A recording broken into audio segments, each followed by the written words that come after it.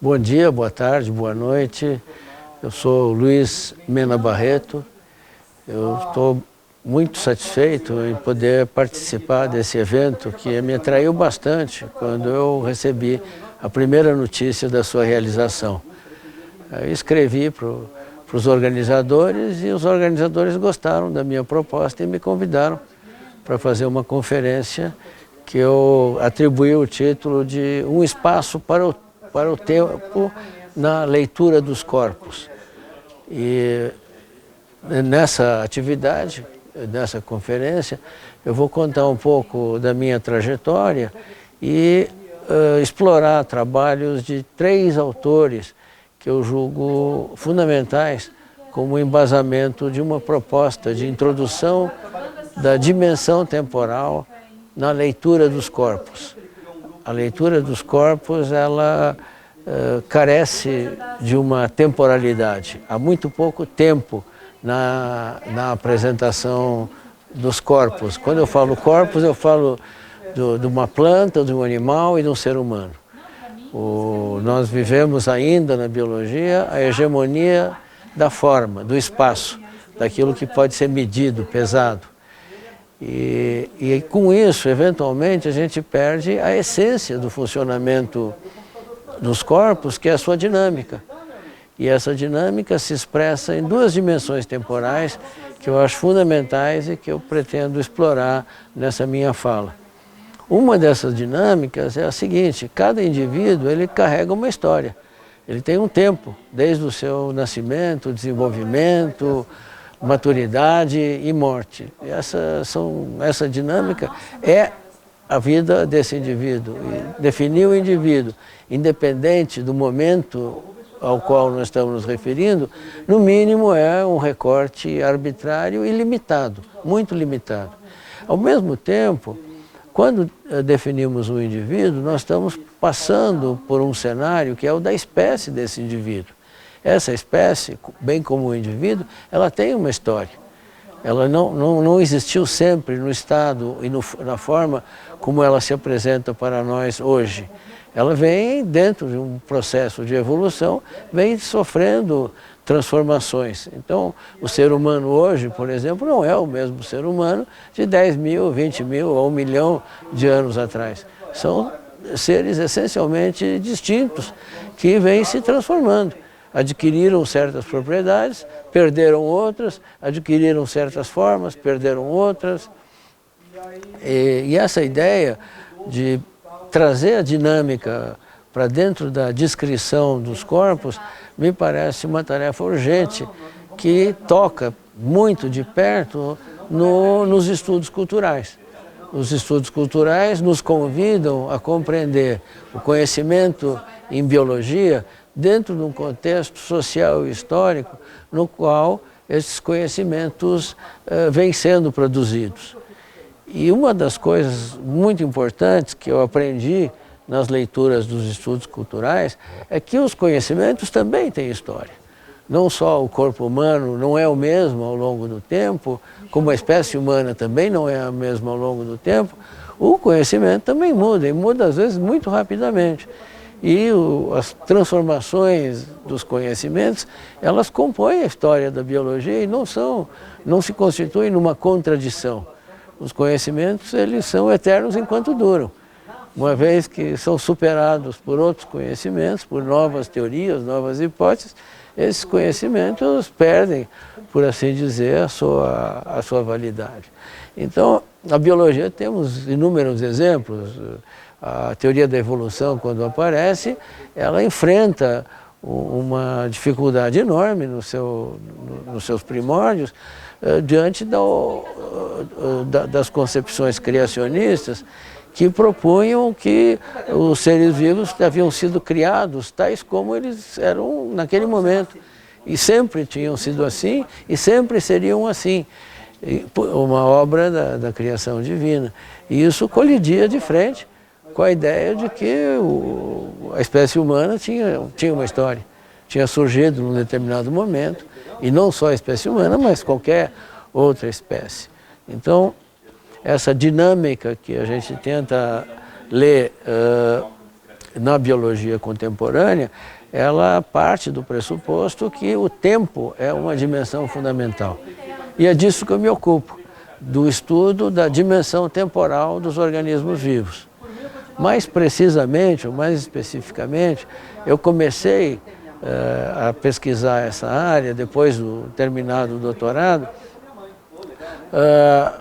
que é uma área que ficou sendo conhecida como cronobiologia.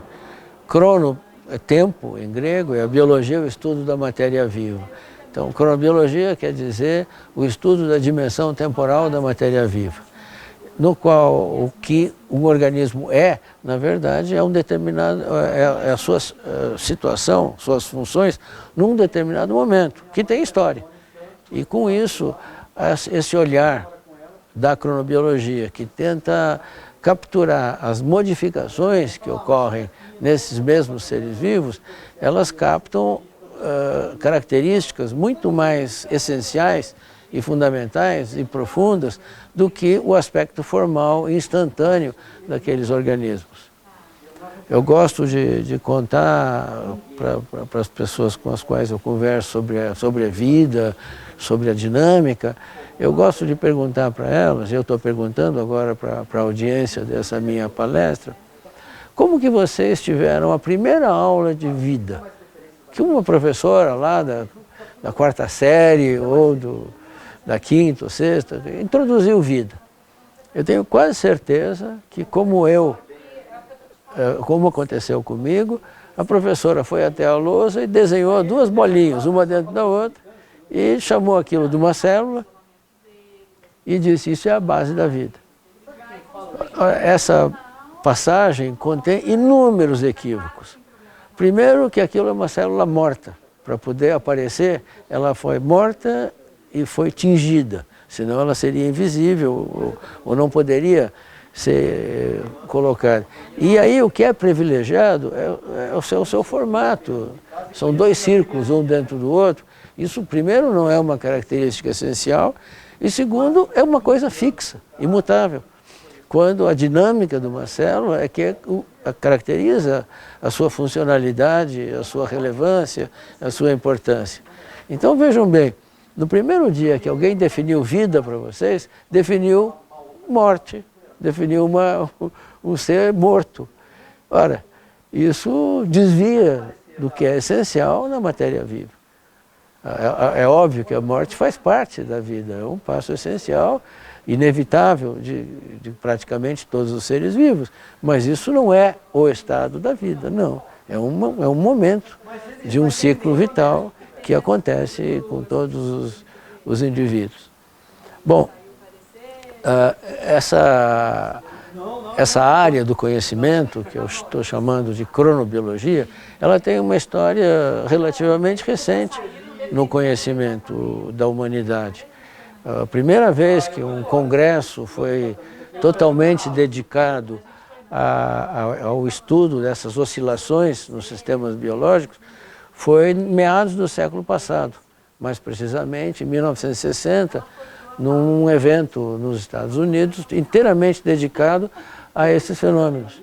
E é muito interessante porque a esse evento compareceram físicos, geógrafos, agrônomos, médicos, psiquiatras, psicólogos, sociólogos, enfim, uma gama enorme de pessoas interessadas, em princípio, em entender por que os organismos oscilam. Então, a partir desse evento, em 1960, que reuniu, a gente podia dizer, um grupo grande de curiosos com esses fenômenos das oscilações, que se perguntavam se aquilo tinha algum significado. E a resposta é positiva, sim. E a evidência que eu tenho hoje é o crescimento enorme, a expansão enorme em muitos países da Terra dessa área do conhecimento que é a cronobiologia. Hoje existem diversas sociedades internacionais de cronobiologia. Se alguém tentar ler tudo que se escreve sobre cronobiologia no dia de hoje, é uma tarefa difícil, há muita coisa sendo publicada. Isso vai desde pesquisas da área bem básica, envolvendo, por exemplo, os genes que controlam as proteínas que oscilam ciclicamente nos organismos vivos, incluídos os humanos, até no outro extremo os hábitos, as rotinas de trabalho e de sono da população humana. Isso envolve, então, um olhar essencialmente multi ou interdisciplinar, que está bem claro já na origem dos primeiros esforços nessa área do conhecimento. Hoje, então, isso cresceu muito e a gente coordena, eu particularmente coordeno um grupo que existe na Universidade de São Paulo desde 1980 praticamente, foi a criação do nosso grupo que se dedica a isso, e hoje temos ex-alunos nossos chefiando laboratórios em vários estados brasileiros para nossa satisfação. E a gente pode dizer que existe um acervo cultural hoje razoavelmente importante nessa área que estuda essa dinâmica dos seres vivos. Pois bem,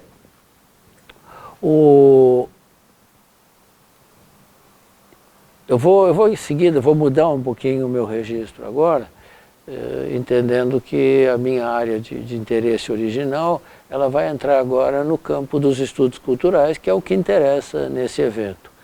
E para navegar nessa área dos estudos culturais, eu vou me valer de 3 companheiros de viagem, que são 3 autores, que eu vou comentar brevemente e concluir com um convite à leitura de alguns textos desses autores, que me parecem que ajudam muito na compreensão do que eu proponho, do que vem sendo proposto nessa intersecção entre a cronobiologia e os estudos culturais. Pois bem, o primeiro deles é um pesquisador da área de genética, que eu admiro muito, chamado Richard Lewontin. Pois o Richard Lewontin tem um texto que sintetiza muito do seu pensamento e serve como talvez uma primeira leitura para dar uma sacudida nos conceitos que a gente tem. E o texto se chama O Sonho do Genoma Humano. Eu apresento depois uma maneira de acessar esse texto na sua versão em português. Pois no Sonho do Genoma Humano, o Lewontin combate a ideia de que a determinação dos nossos comportamentos, do nosso funcionamento, e quando eu falo nosso, eu falo dos seres vivos em geral, ela reside dos genes. E o sonho do genoma foi na época em que começou a ser decifrado o genoma e que se acreditava que os genes, ao fabricar as proteínas, e as proteínas, ao intervir em todas as funções dos organismos, permitiria que a gente fosse capaz, não apenas de entender como que os organismos funcionam, mas mais do que isso, e aí está o sonho, de prever como esses organismos passariam a se comportar no futuro. Então, as pessoas, muita gente ainda acredita nisso. A propaganda no final do século passado, final do século XX, foi muito intensa para cultivar uma espécie de mito de que ao conhecer o genoma, a intimidade da organização do gene de um ser humano, eu conseguiria entender como ele chegou até aqui e o que ele fará no futuro. Se ele vai desenvolver certo tipo de doença, se ele vai desenvolver câncer ou não, enfim. E nesse artigo, o Richard Lewontin combate essa ideia, mostrando o que hoje é uma obviedade. Qual que é a obviedade? Os genes estão presentes sim, os genes fabricam as proteínas sim, agora toda essa ação dos genes pode ser modulada pelas relações que esses organismos têm com seus ambientes. Por exemplo, a comida que é consumida, por exemplo, o exercício físico, a exposição à luz solar, a temperatura ambiental, a interação social, todos esses são fatores que modificam a expressão desses genes. Portanto, a previsibilidade a partir da estrutura, ela é meramente ilusória. E com isso se convida a colocar de forma um pouco mais clara a noção do que representa de fato a estrutura de um gene. Esse então é o primeiro autor que eu vou mencionar nessa conferência. O segundo autor foi uma descoberta recente do nosso grupo, que é um autor que eu já havia tomado contato nos anos 70, 80, quando ele começava a despontar como um grande pensador crítico da vida cotidiana. O nome é um francês, o nome é Henri Lefebvre, e o Henri Lefebvre tem uma obra muito conhecida que é Crítica da Vida Cotidiana, no qual ele disseca praticamente as rotinas que as pessoas praticam na sua vida e procurando interpretar e, sobretudo, ligar essas rotinas com os esquemas de dominância social ao qual estamos submetidos. Então, uma obra póstuma, e essa que nos interessa particularmente, essa que eu vou comentar com vocês agora, uma obra póstuma muito importante do Henri Lefebvre é Ritmo-Análise. Ela foi compilada a partir de alguns escritos que, curiosamente, tiveram como inspiração um pensador português que, em 1931, levantou pela primeira vez uma possibilidade fascinante, que é a análise da temporalidade ou da organização temporal de uma determinada população nos permite entendimento mais claro das relações sociais, leia-se dominação, presentes nessa população. Isso se aplica, por exemplo, eu acho que é quase uma obviedade, a horários de trabalho, a horários escolares, a rotinas domésticas, nos quais os tempos contidos aí falam de relações de poder. Quando você trabalha numa fábrica, por exemplo, o horário de começar não está sob discussão, o início e o final do trabalho. Você tem que se submeter a ele e rearranjar a sua rotina temporal de acordo com aquilo, enfim, com os horários de transporte, com as conveniências familiares e por aí vai. Então, essa leitura é uma leitura muito rica e ela é um convite que se harmoniza muito bem com a proposta do Le Monte, que é não reduzir os estudos das funções e dos comportamentos dos seres vivos à sua estrutura espacial momentânea. Ou seja, temos que estudar esses organismos na sua dinâmica. E essa dinâmica inclui uma história tanto da espécie quanto do indivíduo e uma história das relações dentro das quais esse indivíduo está submetido. Eu estou evitando falar em ser humano porque eu estou incluindo os seres humanos aí. Essa forma de compreender a vida dos organismos na sua dinâmica, ela certamente não se esgota nos seres humanos. Embora no caso particular da humanidade se acrescente uma riqueza muito grande ligada ao fato da consciência, por exemplo, ao fato das interações sociais, a história, todas as relações que ocorrem dentro da sociedade, enfim, que desempenham um papel extremamente importante. Com isso, o Henri Lefebvre leu esse português, se entusiasmou, depois ele foi procurar apoio nas obras de um outro francês bem conhecido, Bachelard, que também entende que o desvendamento ou a descrição das relações temporais pode nos ajudar a compreender melhor os nossos objetos de estudo, no caso particular da sociedade humana, e acabou juntando esse material que foi publicado póstumamente com o título de Ritmo-Análise. Eu vou, no final, deixar com vocês as indicações bibliográficas dos autores que eu cito aqui. Bom, com isso, eu vou para o último dos autores, e não menos importante, que é um pensador atual, que tem feito um sucesso relativo no mundo, que é um sul-coreano radicado na Alemanha, onde ele trabalha na Universidade de Berlim, lecionando na área de estudos culturais, pesquisando, lecionando na área de estudos culturais. Ele pode ser definido como um sociólogo, mas é talvez mais filósofo ou antropólogo do que sociólogo propriamente dito. Pois bem, O nome dele é Byung-Chul Han.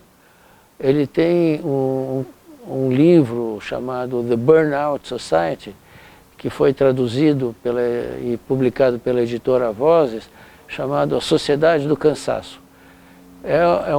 Nesse livro, esse Byung-Chul Han constrói uma crítica impiedosa, profunda, radical, eu diria, da sociedade capitalista globalizada na qual vivemos.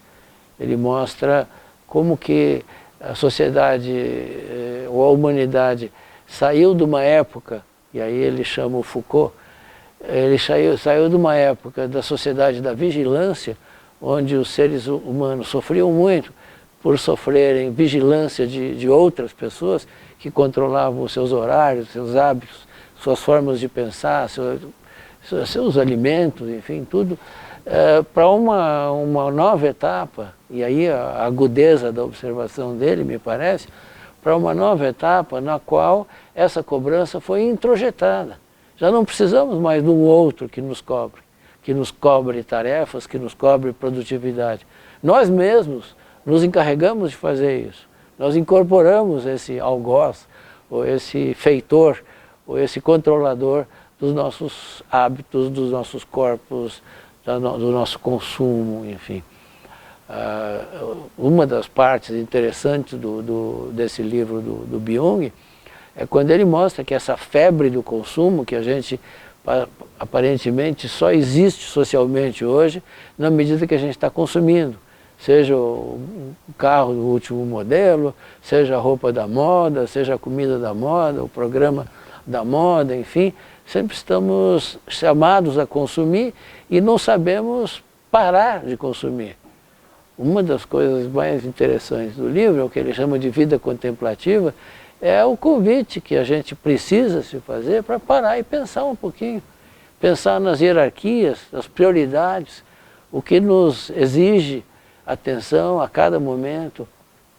Ter tempo para poder pensar. Isso é uma característica dos tempos modernos, em que esse tempo não está disponível. As pessoas que param para pensar muitas vezes são vistas como preguiçosos, vagabundos ou desocupados, enfim, que não estão sempre fazendo alguma coisa, sempre produzindo.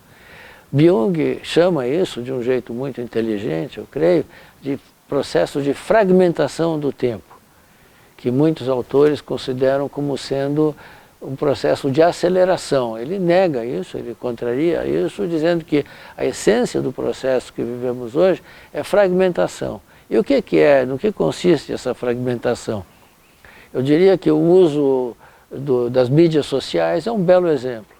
Nas mídias sociais há uma profusão, eu diria uma vertigem de informações que nós consumimos voraz e rapidamente, sem ter muito tempo para refletir sobre o impacto e as consequências de cada uma delas. Então, isso torna a nossa relação com a informação sempre muito superficial, fugidia e, sobretudo, inconsequente.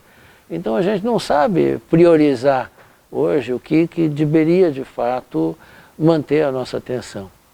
Byung vai mais longe ainda e diz que a gente não sabe nem morrer hoje, que a gente tem uma dificuldade enorme de aceitar a morte e ficamos tentando prolongar artificialmente, através de drogas e tratamentos, prolongar artificialmente a nossa vida. Ele diz que saber morrer é uma característica importante que deriva da aceitação da vida como um ciclo, que teve um começo e terá um fim. E nisso me parece que ele ajuda a gente a pensar muito claramente esse processo no qual vivemos.